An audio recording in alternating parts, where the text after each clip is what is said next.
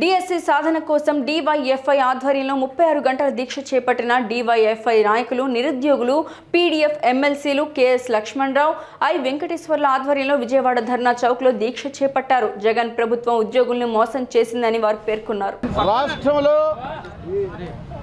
2018 చివరి డిఎస్సి గత ప్రభుత్వ కాలంలో 2018 తర్వాత ఈ 6 సంవత్సరాల కాలంలో జగన్మోహన్ రెడ్డి పాలనలో ఏ ఒక్క డిఎస్సి జరగకపోవడంతో రాష్ట్రంలో ఖాళీగా ఉన్నటువంటి ఉపాధ్యాయ పోస్టులని భర్తీ చేయాలని చెప్పి డివైఎఫ్ఐ తరఫున సీఎం కార్యాలయం ముట్టడి రకరకాల కార్యక్రమాలు చేశారు.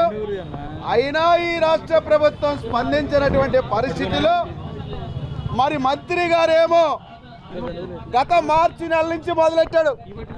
మార్చిలో డిఎస్సి, జూన్లో డిఎస్సి, జూలైలో డిఎస్సి, ఆగస్టులో డిఎస్సి, ఇప్పుడు అక్టోబర్లో డిఎస్సి అన్నాడు.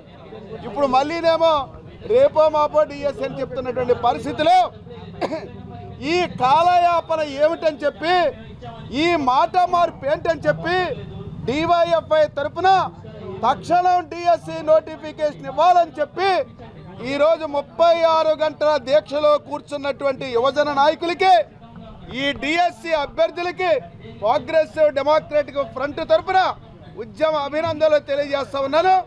ఎప్పటికైనా ఈ రాష్ట్ర విద్యాశాఖ మంత్రి, ముఖ్యమంత్రి మెగా డిఎస్సి ప్రకటించాలని చెప్పి కోరుతూ డివైఎఫ్ ఆధ్వర్యంలో అనేక రూపాల్లో అనేక జిల్లాల్లో ఆందోళన చేస్తున్నాం. కానీ ప్రభుత్వం చీము కుట్టినట్టు కూడా చలించడం లేదు. ఇప్పటికే సీఎం క్యాంప్ కార్యాలయం ముట్టడి చేసిన కూడా ఈ ప్రభుత్వానికి కాసింత కనికరం కూడా ఈరోజు నిరుద్యోగుల మీద లేనటువంటి విషయం ఈ సందర్భంగా మీకు గుర్తుకు తెస్తూ ఈరోజు 36 గంటల దీక్షలు చేస్తామంటే ఈరోజు నిన్న సిపి పోలీస్ అధికారులు చెప్తా ఉన్నారు 36 గంటలు దీక్ష చేయడానికి మీకు వీల్లేదు, చేస్తే గంట చేయండి 2 గంటలు చేయండి చెప్పి ఆఖరికి ధర్నా చౌక్లో కూడా ధర్నా చేసుకునే హక్కు కూడా ఈరోజు హరిస్తూ ఉంది ప్రభుత్వం. అందుకనే మెగా డిఎస్సి ప్రకటిస్తావా జగనన్న, లేకపోతే మిమ్మల్ని ఇంటికి పొమ్మంటావా అని చెప్పి ఖచ్చితంగా నిరుద్యోగుల నిరసనగా ఈ ప్రభుత్వానికి తగిలేలా చేస్తాం. తక్షణమే మెగా డిఎస్సిని ఈ రాష్ట్ర ప్రభుత్వం ప్రకటించాలని చెప్పి అడుగుతున్నాం. ఫిబ్రవరి మొదటి వారంలో కాక ఈ ప్రభుత్వం మెగా డిఎస్సి ప్రకటించకపోతే ఆమరణ నిరాదీక్షలు కూడా ఈ నిరుద్యోగులు, డిఎస్సి అభ్యర్థులు, డివైఎఫ్ఐ నాయకత్వం సిద్ధపడుతుంది.